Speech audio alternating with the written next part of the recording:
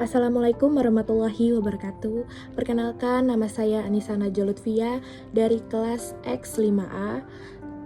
Pada kesempatan kali ini saya akan menceritakan sebuah kisah asal-usul Kolom Sampuraga yang berada di daerah Mandailing.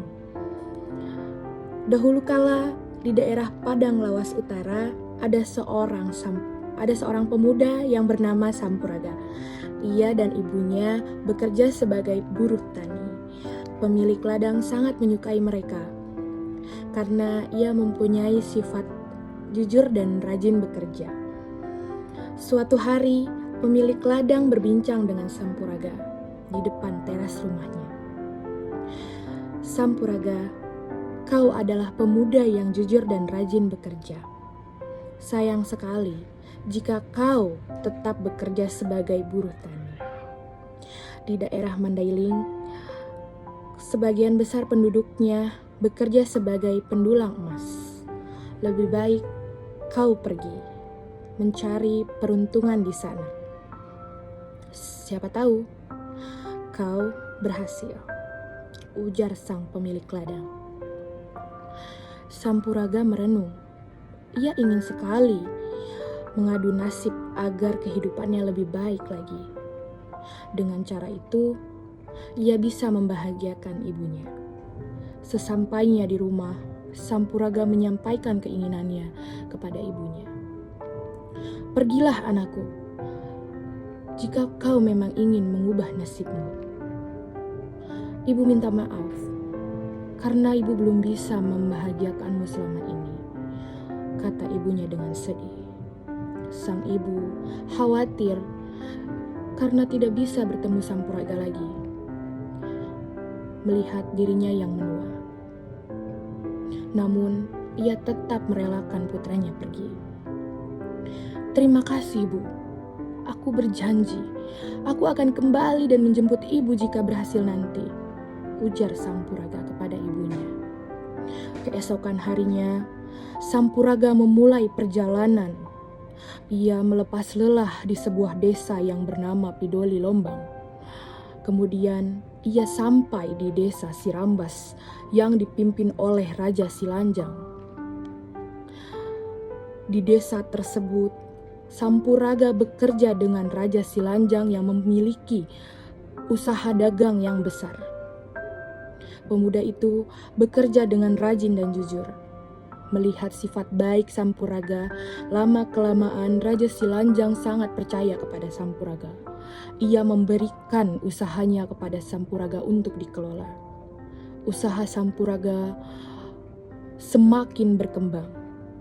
Ia menjadi pengusaha yang kaya raya. Kehidupannya pun berubah bagaikan seorang raja. Raja Silanjang menikahkan Sampuraga dengan putrinya yang cantik jelita. Pesta pernikahan yang megah dan mewah segera dipersiapkan untuk mereka. Berita tentang pernikahan tersebut sampai ke desa kampung halaman Sampuraga. Ibunya Sampuraga pun mendengar berita pernikahan anaknya. Ia bingung jika benar yang menikah itu adalah putranya. Mengapa Sampuraga tidak memberi kabar kepada ibunya? Namun sang ibu yang mengingat ucapan Sampuraga bahwa ia akan kembali jika berhasil nanti, membuat keinginan sang ibu pergi ke desa Sirambas untuk meyakinkan diri bahwa orang itu adalah putranya. Dengan susah payah, ibu Sampuraga menempuh perjalanan jauh untuk mencapai desa Sirambas. Sesampainya di sana, ia menyaksikan pesta yang sangat meriah. Meskipun berpenampilan lesu dan kumal, ibu Sampuraga berusaha mendekati pesta tersebut. Ia ingin melihat siapa yang bersanding sebagai pengantin.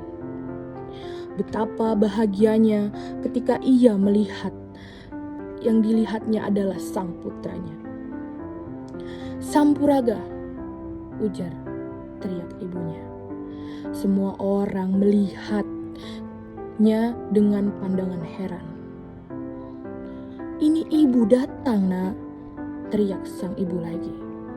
Sampuraga yang sedang bersanding di pelaminan terkejut melihat seorang ibunya di antara para tamu agung yang datang.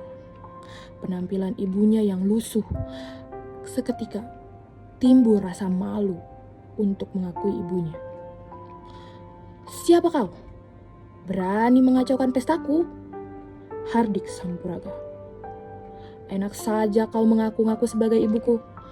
Ibuku sudah meninggal. Cepat, usir dia dari sini." Beberapa orang suruhan segera menarik ibu Sampuraga pergi, menyeretnya keluar dari pesta pernikahan tersebut. Ibu Sampuraga menangis terseduh. Ia tidak menyangka putranya mengingkari kehadirannya. Anak yang telah dikandung, dilahirkan, dan dibesarkannya dengan susah payah tidak mengakuinya sebagai ibu. Jika benar ia adalah anak yang kulahirkan dan tidak mengakui aku sebagai ibunya, Tuhan, tolong tunjukkan keadilan. Isak ibu Sampuraga dengan wajah berurai air mata. Saat itu cuaca sangat langsung berubah gitu aja. Angin berhembus kencang, badai dan banjir air panas menghantam tempat pesta pernikahan Sampuraga. Seluruh penduduk yang hadir berlarian menyelamatkan diri. Sedangkan ibu Sampuraga menghilang entah kemana. Tak seorang pun yang selamat,